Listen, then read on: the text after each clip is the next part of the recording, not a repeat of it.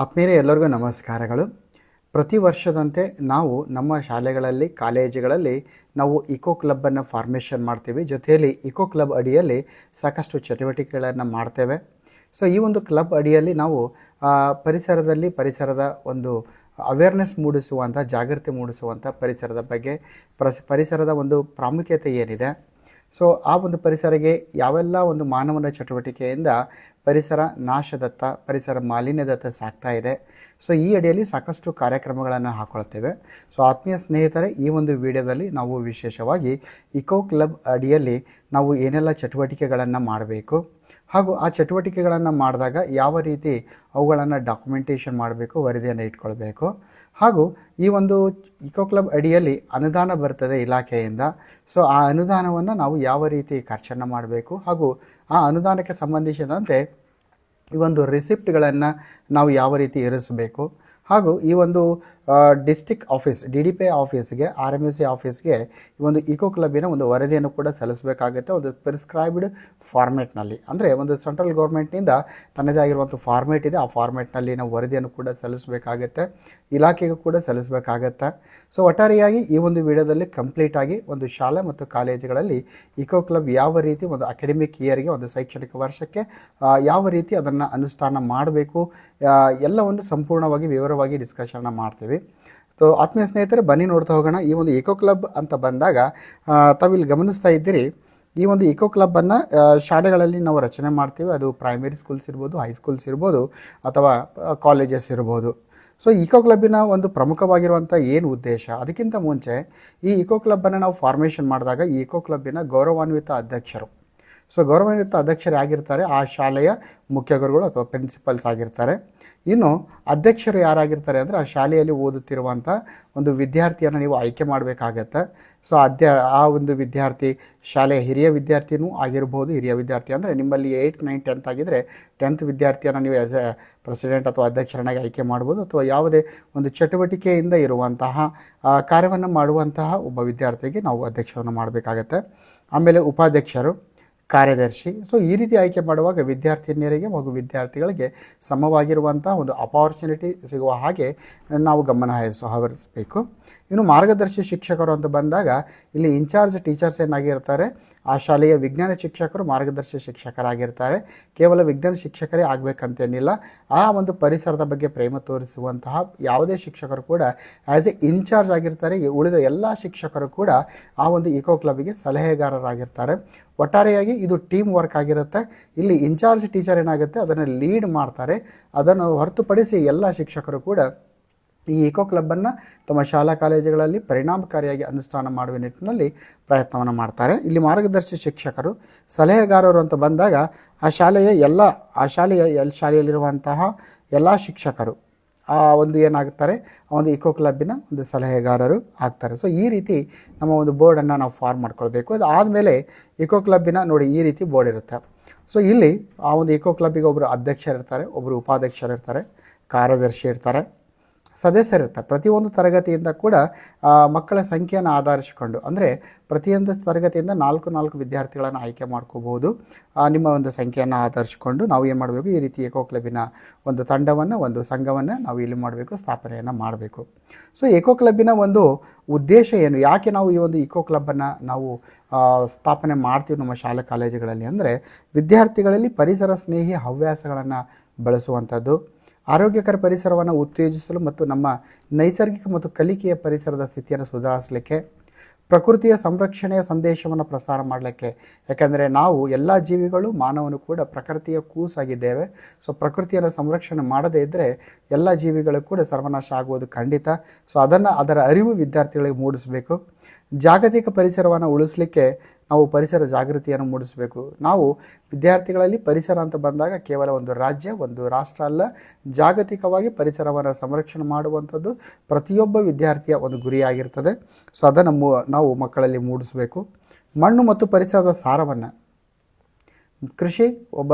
ಕೃಷಿ ಏನಾಗಿದೆ, ಒಬ್ಬ ರೈತನ ಬೆನ್ನೆಲುಬು ಅಂತ ಹೇಳ್ತೇವೆ. ಹಾಗೂ ಕೃಷಿಯಿಂದ ಪ್ರತಿಯೊಬ್ಬರು ಕೂಡ ಆಹಾರ ಸಂಪನ್ಮೂಲವನ್ನು ಪಡಿತಾರೆ. ಸೊ ಆ ಒಂದು ಮಣ್ಣು, ಆ ಮಣ್ಣಿನ ಸಾರವನ್ನು ನಾವು ಏನು ಮಾಡಬೇಕಾಗತ್ತೆ, ಗುಣಮಟ್ಟವನ್ನು ಕಾಯ್ದುಕೊಳ್ಬೇಕಾಗತ್ತೆ. ಸೊ ಇದಾದಮೇಲೆ ಮರಗಳನ್ನು ನೆಡುವ ಮೂಲಕ, ಸೊ ಸುತ್ತಲ ಇರುವಂಥ ಪರಿಸರವನ್ನು ಹಸಿರು ಮಾಡುವಂಥದ್ದಿದೆ. ಆಮೇಲೆ ನೀರಿನ ಬಳಕೆಯನ್ನು ಮಿತವಾಗಿ ಬಳಸಬೇಕು, ಅವಶ್ಯಕತೆ ಇದ್ದಷ್ಟು ಬಳಸಬೇಕು, ಪೋಲಾಗದಂತೆ ನೋಡಿಕೊಳ್ಳುವಂಥದ್ದು ಕೂಡ ಈ ಒಂದು ಉದ್ದೇಶವನ್ನು ಈಕೋ ಕ್ಲಬ್ ಹೊಂದಿರುತ್ತದೆ. ಸೊ ಈಕೋ ಕ್ಲಬ್ನ ಅಡಿಯಲ್ಲಿ ನಾವು ಸಾಕಷ್ಟು ಏನೆಲ್ಲ ಚಟುವಟಿಕೆಗಳನ್ನು ಮಾಡಬಹುದು. ಸೊ ಆತ್ಮೀಯರೇ, ಇಲ್ಲಿ ನಿಮಗೆ ಮುಂದೆ ನಾನು ಒಂದಿಷ್ಟು ಫೋಟೋಸ್ಗಳನ್ನು ಪ್ರೆಸೆಂಟ್ ಮಾಡ್ತಾ ಎಕ್ಸ್ಪ್ಲೇನ್ ಕೂಡ ನಾನು ಮಾಡ್ತೇನೆ. ಸೊ ಇಲ್ಲಿ ಶಾಲೆ ಒಳಗಡೆ ಮತ್ತು ಹೊರಗೆ ಸ್ವಚ್ಛತಾ ಅಭಿಯಾನಗಳನ್ನು ನಡೆಸಬೇಕು. ಶಾಲೆ ಮತ್ತು ಹೊರಗೆ ಹೂಗಳು, ತರಕಾರಿಗಳು, ಸ್ಥಳೀಯ ಸಸ್ಯಗಳನ್ನು ಬೆಳೆಸಬೇಕು. ತ್ಯಾಜ್ಯ ವಸ್ತುಗಳ ನಿರ್ವಹಣೆ ಬಗ್ಗೆ ಅರಿವನ್ನು ಮೂಡಿಸಬೇಕು. ಸೊ ತ್ಯಾಜ್ಯ ವಸ್ತುಗಳಲ್ಲಿ ಎಷ್ಟು ಪ್ರಕಾರ, ಯಾವ ರೀತಿ ಅದನ್ನು ನಿರ್ವಹಣೆ ಮಾಡಬೇಕು, ನಿರ್ವಹಣೆ ಮಾಡುವಾಗ ಯಾವ ರೀತಿ ಮುಂಜಾಗ್ರತೆ ಕ್ರಮಗಳನ್ನು ತೆಗೆದುಕೊಳ್ಬೇಕು, ಸೊ ಅದನ್ನು ಕೂಡ ನಾವು ನೋಡಬೇಕಾಗತ್ತೆ. ಇನ್ನು ಶಾಲೆಯಲ್ಲಿ ಪರಿಸರ ಸಮಸ್ಯೆಗಳ ಕುರಿತು ವಿಚಾರಗೋಷ್ಠಿಯನ್ನು ಮಾಡಬೇಕು, ಚರ್ಚೆಗಳನ್ನು ಮಾಡಬೇಕು, ಉಪನ್ಯಾಸಗಳನ್ನು ಕೂಡ ಮಾಡಬೇಕು. ಶಾಲಾ ಆವರಣದ ಒಳಗೆ ಹೊರಗೆ ಮರಗಳನ್ನು ನೆಡುವಂಥ ಕೆಲಸವನ್ನು ನೀವು ಮಾಡಬೇಕಾಗತ್ತೆ. ಅನಧಿಕೃತ ಸ್ಥಳಗಳಲ್ಲಿ ಕಸ ವಿಲೇವಾರಿ. ಸೊ ವಿಶೇಷವಾಗಿ ಆಸ್ಪತ್ರೆ ತ್ಯಾಜ್ಯ ವಸ್ತುಗಳಿದೆ, ಎಲೆಕ್ಟ್ರಾನಿಕ್ ವೇಸ್ಟ್ಗಳಿರ್ತದೆ. ಸೊ ಇಂಥವುಗಳನ್ನು ಯಾವ ರೀತಿ ವಿಲೇವಾರಿ ಮಾಡಬೇಕು. ಸೊ ಊಟದಕ್ಕಿಂತ ಮೊದಲು, ಊಟದ ನಂತರ ಕೂಡ ಕೈ ತೊಳೆದುಕೊಳ್ಳುವ ಒಂದು ಪ್ರಾಮುಖ್ಯತೆ ಏನು. ಸೊ ಈ ರೀತಿ ಚಟುವಟಿಕೆಗಳನ್ನು ನಮ್ಮ ಶಾಲಾ ಮತ್ತು ಕಾಲೇಜು ಹಂತಗಳಲ್ಲಿ ನಾವು ಕೈಗೊಳ್ಳಬೇಕಾಗತ್ತೆ.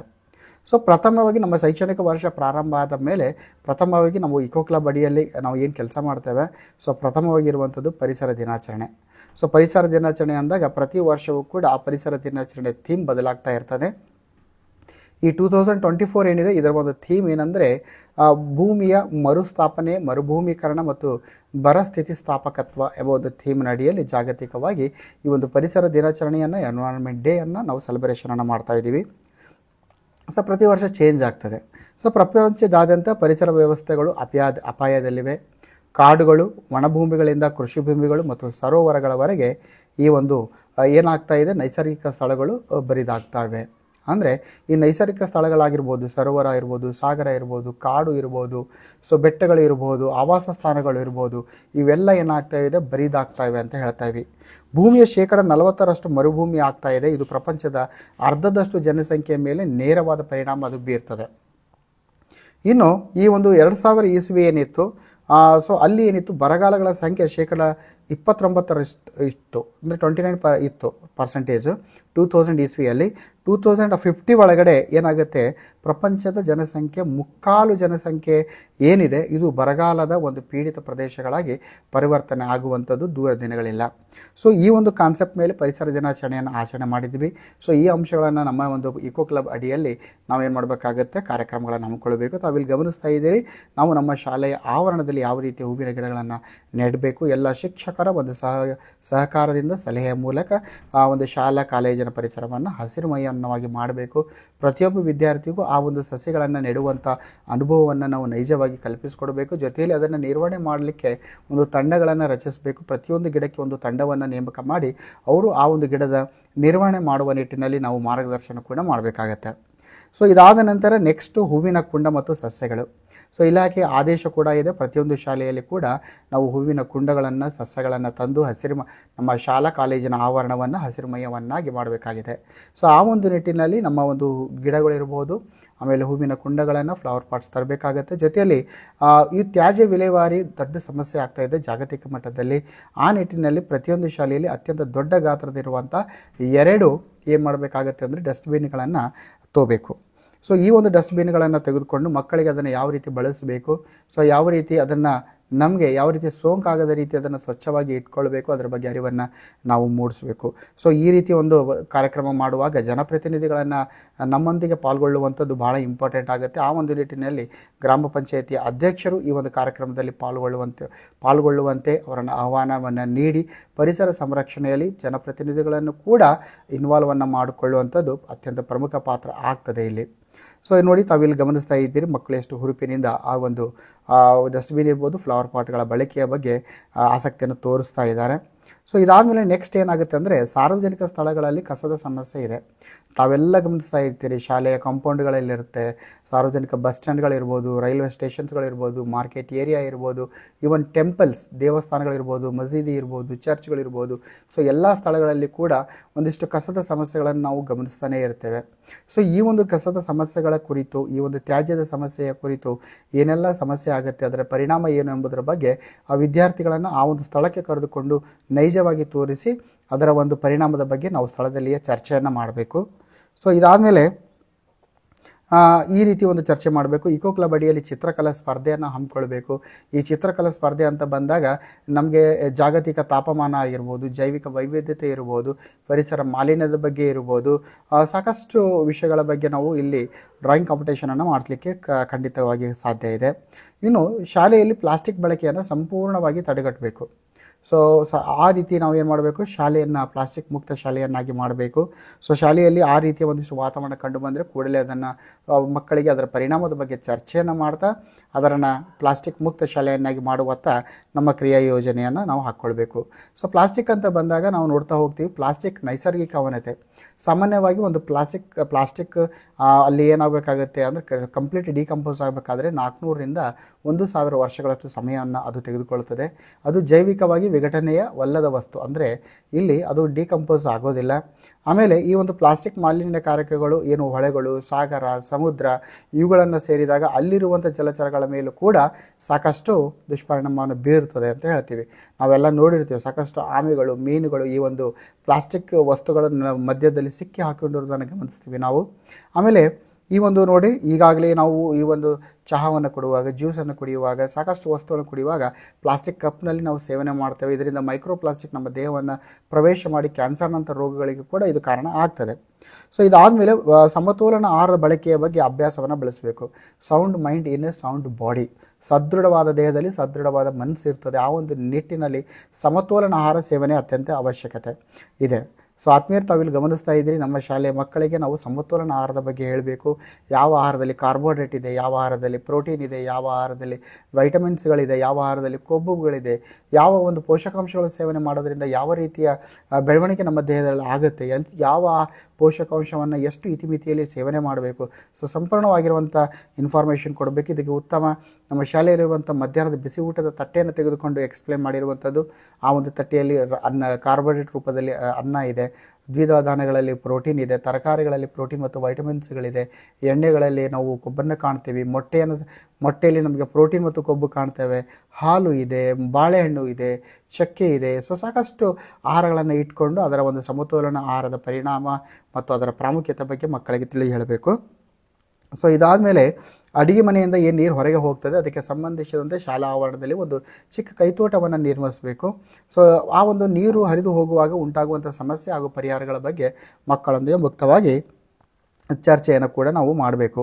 ಆಮೇಲೆ ಈ ತ್ಯಾಜ್ಯ ವಿಲೇವಾರಿಯ ಕುರಿತು ಈಗಾಗಲೇ ನೀವು ಡಸ್ಟ್ಬಿನ್ನನ್ನು ಖರೀದಿ ಮಾಡಿರ್ತೀರಿ, ಅದರ ಬಳಕೆಯ ಕುರಿತು ಮಾಹಿತಿ ಕೊಡಬೇಕು. ನಮ್ಮ ಕೆಲವೊಂದು ಕ್ಲಾಸ್ ರೂಮ್ಸ್ನಲ್ಲಿ ತಾವು ಗಮನಿಸಿರ್ತೀರಿ, ಮಕ್ಕಳು ಒಂದು ಆಹಾರದ ಪಾಕೆಟ್ಗಳನ್ನು ತಿಂದ ಮೇಲೆ ಅಲ್ಲಿ ಡೆಸ್ಕ್ನ ಕೆಳಗಡೆ ಬಿಸಾಕಿರ್ತಾರೆ. ಸೊ ಅವುಗಳನ್ನು ಅರಿವನ್ನು ಮೂಡಿಸಿ ಅದನ್ನು ಡಸ್ಟ್ಬಿನ್ನಲ್ಲಿ ಬಳಸಲಿಕ್ಕೆ ಮಕ್ಕಳಿಗೆ ನಾವೇನು ಮಾಡಬೇಕು, ಇಲ್ಲಿ ಮಾರ್ಗದರ್ಶನವನ್ನು ನೀಡಬೇಕು.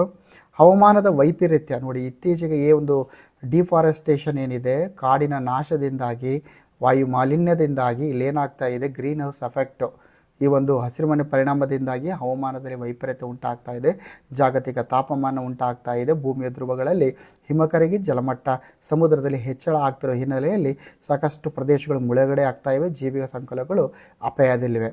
ಸೊ ಈ ಒಂದು ಹಿನ್ನೆಲೆಯಲ್ಲಿ ನಾವು ಏನಪ್ಪ ಅಂದರೆ ಈ ಒಂದು ಹವಾಮಾನ ವೈಪರೀತ್ಯ ಕುರಿತು ಉಪನ್ಯಾಸಗಳನ್ನು ನಾವು ನೀಡಬೇಕು. ಶಾಲಾ ಮಕ್ಕಳಿಂದ ಪರಿಸರ ರಕ್ಷಣೆ ಕುರಿತು ಜಾಥವನ್ನು ಮಾಡಬೇಕು.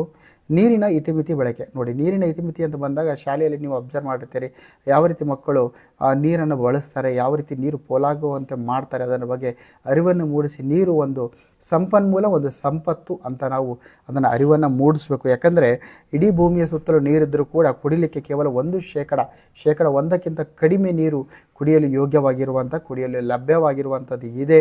ಅದರ ಬಗ್ಗೆ ನಾವು ಮಾಹಿತಿಯನ್ನು ಕೊಡಬೇಕು. ಪರಿಸರ ಸಂರಕ್ಷಣೆ ಕುರಿತು ಪ್ರಬಂಧ ಸ್ಪರ್ಧೆಯನ್ನು ನಾವು ಏರ್ಪಡಿಸಬೇಕು.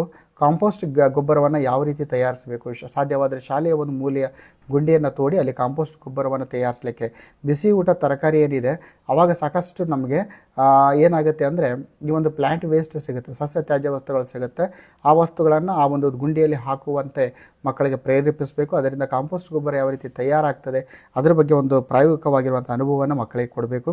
ವನಭೇಟಿ ಮತ್ತು ಪ್ರಕೃತಿ ನಡಿಗೆ ನೋಡಿ, ಇತ್ತೀಚೆಗೆ ಮಕ್ಕಳು ಪ್ರಕೃತಿಯ ನಡಿಗೆ, ವಾಕಿಂಗ್ಸ್ ಏನೂ ಇಲ್ಲ. ಸೊ ಇದರಿಂದ ನಾವು ಪ್ರಕೃತಿ ನಡಿಗೆಯನ್ನು ಕರೆದುಕೊಂಡು ಹೋಗುವಂಥದ್ದು, ವನಭೇಟಿಯನ್ನು ಮಾಡುವಂಥದ್ದು, ಶಾಲೆಯ ಪಕ್ಕದಲ್ಲಿರುವಂಥ ಹೊಲಗಳಿಗೆ ಹೋಗೋದು, ಜಮೀನುಗಳಿಗೆ ಹೋಗೋದು, ಗದ್ದೆಗಳಿಗೆ ಹೋಗುವಂಥದ್ದು, ತೋಟಗಳಿಗೆ ನಾವು ಏನು ವಿಸಿಟನ್ನು ಮಾಡಿಸ್ಬೇಕಾಗತ್ತೆ. ಸೊ ಇದಾದಮೇಲೆ ನಾವು ಸೀಡ್ ಬಾಲ್ ತಯಾರಿಕೆಯನ್ನು ಮಾಡಿದ್ವಿ. ಸೀಡ್ ಬಾಲ್ ಅಂತ ಬಂದಾಗ ಇಲ್ಲೇನಾಗುತ್ತೆ ಅಂದರೆ ಫಲವತ್ತಾದ ಮಣ್ಣು, ಮತ್ತು ಈ ಒಂದು ಇದ್ದಲಿನ ಪುಡಿ ಜೊತೆಯಲ್ಲಿ ಒಂದು ಗೊಬ್ಬರ, ಜೈವಿಕ ಗೊಬ್ಬರಗಳನ್ನು ಮಿಶ್ರಣ ಮಾಡಿ ಅದರಲ್ಲಿ ನಾವು ವಿವಿಧ ಬೀಜಗಳನ್ನು, ಹುಣಸೆ ಮರದ, ಬೇವಿನ ಮರದ ಬೀಜಗಳಾಗಿರ್ಬೋದು, ಮಾವಿನ ಮರದ ಬೀಜಗಳು, ಇವುಗಳನ್ನು ಆ ಮಣ್ಣಿನಲ್ಲಿ ಇರಿಸಿ ನಾವು ಸೀಡ್ ಬಾಲ್ಗಳನ್ನು ತಯಾರು ಮಾಡಿ ಎಲ್ಲಿ ಒಂದು ಗಿಡಗಳ ಪ್ರಮಾಣ ಕಡಿಮೆ ಇದೆ ಆ ಒಂದು ಸ್ಥಳಗಳಲ್ಲಿ ಆ ಬಾಲ್ಗಳನ್ನು ಎಸೆಯುವುದರ ಮುಖಾಂತರ ಇಲ್ಲೇನು ಮಾಡಬಹುದು ಅಂದರೆ ನಾವು ಈ ಸೀಡ್ ಬಾಲ್ಗಳ ಮುಖಾಂತರ ಅರಣ್ಯೀಕರಣ ಮಾಡುವ ಪ್ರಯತ್ನವನ್ನು ಮಾಡ್ಬೋದು. ಸೊ ಇಷ್ಟೊಂದು ನಾವು ಮಾಡ್ಬೋದು. ಈಗ ನೆಕ್ಸ್ಟ್ ಬರ್ತದೆ ಡಾಕ್ಯುಮೆಂಟೇಷನ್ ಯಾವ ರೀತಿ ಮಾಡಬೇಕು. ಸೊ ಆತ್ಮೀಯ ಸ್ನೇಹಿತರೆ, 2024-25ಕ್ಕೆ ಸಂಬಂಧಿಸಿದಂತೆ ಒಟ್ಟು ಪ್ರೌಢಶಾಲೆಗಳಿಗೆ 2500 ಅನುದಾನ ಬಂದಿದೆ. ಸೊ ಆ ಅನುದಾನದಲ್ಲಿ ಪರಿಸರ ಸಂರಕ್ಷಣೆ ಕುರಿತು ಜಾಗೃತಿ ಮೂಡಿಸುವ ಚಟುವಟಿಕೆಗಳಿಗೆ 2500 ಇದೆ. ಗಿಡ ಮರಗಳನ್ನು ನೆಟ್ಟು ಪೋಷಿಸಲಿಕ್ಕೆ 2500 ಇದೆ. ಹಸಿ ಮತ್ತು ಒಣತ್ಯಾಜ್ಯ ಸಂಗ್ರಹಣೆ ಡಸ್ಟ್ಬಿನ್ ಖರೀದಿ ಮಾಡಲಿಕ್ಕೆ 1000 ಇದೆ. ವನ ಭೇಟಿ ಮತ್ತು ಪ್ರಕೃತಿ ನಡಿಗೆ 1500 ಅಮೌಂಟು ಸ್ಯಾಂಕ್ಷನ್ ಆಗಿದೆ. ಸೊ ಇದನ್ನು ನಾವೇನು ಮಾಡಬೇಕಾಗುತ್ತೆ ಅಂದರೆ ತಾವು ಇಲ್ಲಿ ಗಮನಿಸಿ, ಈ ಫಾರ್ಮೆಟ್ ನಿಮಗೆ ಏನಾದರೂ ಬೇಕಾಗಿತ್ತು ಅಂದರೆ ಎಡಿಟೇಬಲ್ ಬೇಕಾದರೆ ಕಾಮೆಂಟ್ ಬಾಕ್ಸಲ್ಲಿ ಕಾಮೆಂಟ್ ಮಾಡಿ. ಹೆಚ್ಚಿನ ಸ್ನೇಹಿತರು ಕಾಮೆಂಟ್ ಮಾಡಿದರೆ ಇದರ ಲಿಂಕನ್ನು ನಾನು ಡಿಸ್ಕ್ರಿಪ್ಷನ್ ಬಾಕ್ಸಲ್ಲಿ ಕೊಡ್ತೀನಿ. ಸೊ ಇದು ನೋಡಿ, ಈ ರೀತಿ ಫ್ರಂಟ್ ಪೇಜನ್ನು ನೀವು ಕೂಡ ಆ್ಯಸ್ ಇಟ್ ಈಸ್ ಆಗಿ ಯೂಸ್ ಮಾಡ್ಬೋದು. ಅದಾದಮೇಲೆ ನೆಕ್ಸ್ಟ್ ಏನಪ್ಪ ಅಂದರೆ ಪ್ರತಿಯೊಂದು ಹೆಡ್ಡಿಂಗು ಪರಿಸರ ಸಂರಕ್ಷಣೆ ಕುರಿತು ಜಾಗೃತಿ ಮೂಡಿಸುವ ಚಟುವಟಿಕೆಗಳ ಅನುದಾನ ಅಂದರೆ 2500 ಇದೆ. ಸೊ ಎಂಟಿ ಬಾಕ್ಸ್ನಲ್ಲಿ ನೀವು ಈ ಒಂದು ಚಟುವಟಿಕೆ ಅಂತ ಬಂದಿವಿ, ಪ್ರಬಂಧ ಸ್ಪರ್ಧೆ, ವಿಚಾರಗೋಷ್ಠಿಗಳು, ಚರ್ಚಾ ಸ್ಪರ್ಧೆಗಳು ಏನು ಮಾಡ್ತೀರಿ, ಅದಕ್ಕೆ ಸಂಬಂಧಿಸಿದ ಏನೆಲ್ಲ ಖರ್ಚಾಗ್ತದೆ, ಡ್ರಾಯಿಂಗ್ ಹಾಳೆ ಇರ್ಬೋದು, ಸ್ಕೆಚ್ ಪೆನ್ಸ್ ಇರ್ಬೋದು, ಆಮೇಲೆ ಪೇಪರ್ಸ್ಗಳು ಇರ್ಬೋದು, ಆಮೇಲೆ ಪ್ರೈಜಸ್ ಇರ್ಬೋದು, ಕಲರ್ಸ್ ಇರ್ಬೋದು, ಕ್ರಿಯಾನ್ಸ್ ಇರ್ಬೋದು, ಏನೆಲ್ಲ ಖರ್ಚು ಮಾಡ್ತೀರಿ ಅದರ ರಿಸಿಪ್ಟ್ಗಳನ್ನು ಇಲ್ಲಿ ನೀವು ಅಂಟಿಸಬೇಕು. ಹೆಡ್ಡಿಂಗನ್ನು ಈ ರೀತಿ ಕೊಡಬೇಕು. ಸೊ ಈ ರೀತಿ ನೀವು 2 ಪೇಜ್ಗಳನ್ನು ತೆಗೆದುಕೊಳ್ಬೋದು. 2500 ಅಂದರೆ 2 ರಿಸಿಪ್ಟ್ ಇದೆ, 2 ಮಾಡ್ಕೊಳ್ಳಿ. 3 ರಿಸಿಪ್ಟ್ ಇದ್ದರೆ 3 ಪೇಜ್ಗಳನ್ನು ಇಟ್ಕೊಂಡು ಪೇಸ್ಟ್ ಮಾಡಿ. ಗಿಡ ಮರಗಳನ್ನು ನೆಟ್ಟಲಿಕ್ಕೆ ಅಂದರೆ ಈ ನರ್ಸರಿಯಿಂದ ಏನು ಸಸಿಗಳನ್ನು ತರ್ತೀರಿ, ಕುಂಡಗಳನ್ನು ತರ್ತೀರಿ, ಅದಕ್ಕೆ ಸಂಬಂಧಿಸಿದಂತೆ 2500 ಅಮೌಂಟನ್ನು ನೀವು ಖರ್ಚು ಮಾಡಲಿಕ್ಕೆ ಸಾಧ್ಯ ಇದೆ. ಸೊ ಅದಾದಮೇಲೆ ಹಸಿ ಮತ್ತು ಒಣ ತ್ಯಾಜ್ಯ ಸಂಗ್ರಹಣ ಮತ್ತು ವಿಲೇವಾರಿಗಾಗಿ ಕೆಂಪು ಮತ್ತು ನೀಲಿ ಬಣ್ಣದ ಕಸದ ಬುಟ್ಟಿಗಳು 1000 ರೂಪಾಯಿವರೆಗೆ ನೀವು ತರಬಹುದು. ಆಮೇಲೆ ನೆಕ್ಸ್ಟು ವನ ಭೇಟಿ ಮತ್ತು ಪ್ರಕೃತಿ ನಡಿಗೆ 1500 ಅಮೌಂಟನ್ನು ಖರ್ಚು ಮಾಡೋದು. ಮಕ್ಕಳ ಒಂದು ಆಹಾರಕ್ಕಾಗಿ, ಬಾಳೆಹಣ್ಣು, ಹಣ್ಣುಗಳಿಗಾಗಿ, ಬಿಸ್ಕೆಟ್ಗಳಿಗಾಗಿ ನೀವು ಖರ್ಚನ್ನು ಮಾಡ್ಬೋದು. ಅದಕ್ಕೆ ಸಂಬಂಧಿಸಿದ ರಿಸಿಪ್ಟನ್ನು ಅಲ್ಲಿ ನೀವು ಪೇಸ್ಟ್ ಮಾಡಬೇಕು. ಒಂದು ಕಿವಿ ಮಾತು ಸ್ನೇಹಿತರೆ, ಈ ರೀತಿ ನೀವು ಪ್ಲಾಸ್ಟಿಕ್ ಫ್ಲವರ್ ಪಾಟನ್ನು ತೆಗೆದುಕೊಳ್ತಾ ಇರ್ತೀರಿ, ಈ ಹೆಡ್ಡಿಂಗ್ ಪ್ರಕಾರ ನೀವು ವೋಚರ್ಸ್ಗಳನ್ನು ಸಪ್ರೇಟಾಗಿ ತೆಗೆದುಕೊಳ್ಳೋದು ಉತ್ತಮ. ಈಗ ನೀವು ನೋಡಿ ಡಸ್ಟ್ಬಿನ್ ತೆಗೆದುಕೊಳ್ಳುವಾಗ ಡಸ್ಟ್ಬಿನ್ ರಿಲೇಟೆಡ್ ಆಗಿರುವಂಥ ಒಂದು ವೋಚರ್ ಸಪ್ರೇಟ್ ಇದ್ದರೆ ಪೇಸ್ಟ್ ಮಾಡಲಿಕ್ಕೆ ಆಗುತ್ತೆ. ಸೊ ಕೆಲವೊಂದು ಬೇರೆ ಏನಾಗುತ್ತೆ, ಡಸ್ಟ್ಬಿನ್ನು, ಫ್ಲವರ್ ಪಾಟ್ಸು, ಬೇರೆ ಬೇರೆ ವಸ್ತುಗಳು ಒಂದರಲ್ಲೇ ವೋಚರ್ನಲ್ಲಿ ಬಂದರೆ ಅಂಟಿಸ್ಲಿಕ್ಕೆ ಒಂದಿಷ್ಟು ಕಷ್ಟ ಆಗ್ತದೆ. ಏನು ತೊಂದರೆ ಇಲ್ಲ, ಆದರೂ ಕೂಡ ಸಾಧ್ಯ ಆದಷ್ಟು ಈ ಡಸ್ಟ್ಬಿನ್ಗೆ ಇರುವಂಥ ಅಮೌಂಟ್ 1000 ಇದೆ, ಅದಕ್ಕೆ ಸಪ್ರೇಟ್ ಆಗಿರುವಂಥ ಒಂದು ರಿಸಿಪ್ಟ್ ಬರ್ಸ್ಕೋಬೇಕು. ಆಮೇಲೆ ನಿಮಗೆ ಫ್ಲವರ್ ಪಾಟ್ಸು ಮತ್ತು ಸಸಿಗಳಿಗೆ ಸಂಬಂಧಿಸಿದಂಥ ಸಪ್ರೇಟ್ ಆಗಿರುವಂತಹ ಒಂದು ಏನಿದೆ ರಿಸಿಪ್ಟನ್ನು ಬರ್ಸ್ಕೊಳ್ಳಿ. ಆಮೇಲೆ ನೆಕ್ಸ್ಟು ಈ ಪ್ರಕೃತಿ ಈ ಚಟುವಟಿಕೆಗಳಿಗೆ ಸಂಬಂಧಿಸಿದಂತೆ ನೀವು ಏನು ಸ್ಟೇಷ್ನರಿ ಖರೀದಿ ಮಾಡ್ತೀರಿ, ಜೆರಾಕ್ಸ್ ಇರ್ಬೋದು, ಎವ್ರಿಥಿಂಗ್ 2500ಗೆ ನೀವು ಸ್ಟೇಷ್ನರಿ ಬುಕ್ಕಿಂದ ಸಿಗುತ್ತೆ. ಇಲ್ಲಿ ಏನಾಗುತ್ತೆ, ಪ್ರಕೃತಿ ನಡಿಗೆ ಅಂತ ಬಂದರೆ ನೀವೇನು ಮಾಡಬೇಕಾಗತ್ತೆ, ಅಲ್ಲಿ ಸ್ಪೆಷಲಾಗಿ ಇಲ್ಲಿ ಒಂದು ಆಹಾರಕ್ಕಾಗಿ ನೀವೇನು ಮಾಡ್ಬೋದು, ಅದನ್ನು ಖರ್ಚನ್ನು ಮಾಡ್ಬೋದು. ಸೊ ಇದಾದ ಮೇಲೆ ನಮಗೆ ಈ ಒಂದು NGC GOI ಎಕೋ ಕ್ಲಬ್ ನೋಡಿರಿ, ರಾಷ್ಟ್ರೀಯ ಮಾಧ್ಯಮಿಕ ಶಿಕ್ಷಣ ಅಡಿಯಿಂದ ಕೂಡ ಒಂದಿಷ್ಟು ಫಾರ್ಮೆಟ್ಸ್ ಇದೆ, ಅದನ್ನು ಫಿಲ್ಅಪ್ ಮಾಡಿ ನಾವು ಡಿಸ್ಟ್ರಿಕ್ಟ್ ಆಫೀಸ್ಗೆ ಸಬ್ಮಿಟ್ ಮಾಡಬೇಕಾಗತ್ತೆ. ಅದರಲ್ಲಿ ಅನೆಕ್ಸರ್ 1 ಇದೆ, ಸ್ಕೂಲ್ ಡೀಟೇಲ್ಸು, ಕಂಪ್ಲೀಟ್ ಆಗಿರುವಂಥ ಸ್ಕೂಲ್ ಡೀಟೇಲ್ಸ್ ಬರುತ್ತೆ. ಎರಡನೇದು ಎಕೋ ಕ್ಲಬ್ ಡೀಟೇಲ್ಸ್ ಇದೆ, ಇನ್ಚಾರ್ಜ್ ಟೀಚರ್ ನೇಮ್ ಇರ್ಬೋದು, ಎಕೋ ಕ್ಲಬ್ ನೇಮ್ ಇರ್ಬೋದು, ಕಾಂಟ್ಯಾಕ್ಟ್ ನಂಬರ್, ಇಮೇಲ್ ಅಡ್ರೆಸ್ ಎಲ್ಲ ಬರುತ್ತೆ. ಅಲ್ಲಿ ನಿಮಗೆ teacher incharge signature, HM signature ಇದೆ. ಆಮೇಲೆ ಅನೆಕ್ಸರ್ 2ನಲ್ಲಿ ಆ್ಯಕ್ಟಿವಿಟಿ ರಿಪೋರ್ಟ್ ಬರ್ತದೆ. ಆ್ಯಕ್ಟಿವಿಟಿ ರಿಪೋರ್ಟ್ ಅಂತ ಬಂದಾಗ ನೀವೇನೆಲ್ಲ ಆ್ಯಕ್ಟಿವಿಟಿ ಮಾಡಿದರೆ ಅದನ್ನು ಟಿಕ್ ಮಾಡಬೇಕು ನೀವು. ಸೊ ಅದಾದಮೇಲೆ ಇಲ್ಲಿ ಅನೆಕ್ಸರ್ 3 ಬರುತ್ತೆ, ಯುಟಿಲೈಸೇಷನ್ ಸರ್ಟಿಫಿಕೇಟು. ಇಲ್ಲಿ incharge teacher, contact number, email address ಇದೆ, ಯಾವ ಆ್ಯಕ್ಟಿವಿಟಿಗೆ ಎಷ್ಟು ಅಮೌಂಟ್. ಸೊ ಈಗಾಗಲೇ ನಾನು ಹೇಳಿದ್ದೀನಿ, ಟೋಟಲ್ 4 ಆ್ಯಕ್ಟಿವಿಟೀಸ್ ಹೇಳಿದ್ದೆ, ಆ 4 ಆ್ಯಕ್ಟಿವಿಟೀಸ್ ಹೆಸರನ್ನು ಬರೆದು ಅಮೌಂಟನ್ನು ಮೆನ್ಷನ್ ಮಾಡಬೇಕು ನೀವು. ಕೆಳಗಡೆ ಸಿಗ್ನೇಚರ್ಸ್ ಇರ್ತದೆ. ಆಮೇಲೆ ಫೋಟೋ ಆಫ್ ಎಕೋ ಕ್ಲಬ್, ಈಗಾಗಲೇ ಫೋಟೋ ಅಂತ ರಿಲೇಟೆಡ್ ಆಗಿ ಬಂದಾಗ ನನ್ನ ಫಸ್ಟ್ ರಿಪೋರ್ಟಲ್ಲಿ ಏನೆಲ್ಲ ಫೋಟೋಗಳನ್ನು ಅಂಟಿಸಿ ನಾನು ರಿಪೋರ್ಟ್ ಬರೆದಿದ್ದೀನಿ, ಅದು ಸಾಕಾಗುತ್ತೆ, ಇದು ಸಪ್ರೇಟಾಗಿ ಬೇಕಾಗೋದಿಲ್ಲ. ಇಲ್ಲಿ ನೀನು ಫೋಟೋ ಆಫ್ ಎಕೋ ಕ್ಲಬ್ 4 ಫೋಟೋಗಳನ್ನು ಕೇಳಿದ್ದಾರೆ, ನಾವು 4ಕ್ಕಿಂತ ಹೆಚ್ಚಿನ ಫೋಟೋಗಳನ್ನು ಈಗಾಗಲೇ ಅದನ್ನು ನಾವು ಪೇಸ್ಟನ್ನು ಮಾಡಿದ್ದೀವಿ. ಸೊ ಇಲ್ಲಿ ಇನ್ನೊಂದು ಬರುತ್ತೆ, annual report format for NGC schools ಅಂತ. ಇಲ್ಲಿ ಮತ್ತೆ ಸ್ಕೂಲಿನ ಒಂದು ಬೇಸಿಕ್ ಇನ್ಫಾರ್ಮೇಷನ್ಸ್ ಇದೆ, number of boys, number of girls ಇದೆ, ಪೋಸ್ಟಲ್ ಅಡ್ರೆಸ್ ಬರ್ತದೆ, name of the principal, phone number, email address ಬರುತ್ತೆ. ಸೊ ಇದಾದಮೇಲೆ ನೆಕ್ಸ್ಟ್ ನಮ್ಗೆ ಏನು ಬರುತ್ತೆ, ಏನೆಲ್ಲ ಆ್ಯಕ್ಟಿವಿಟಿಗಳನ್ನು ಕೈಗೊಂಡಿದ್ದೀವಿ.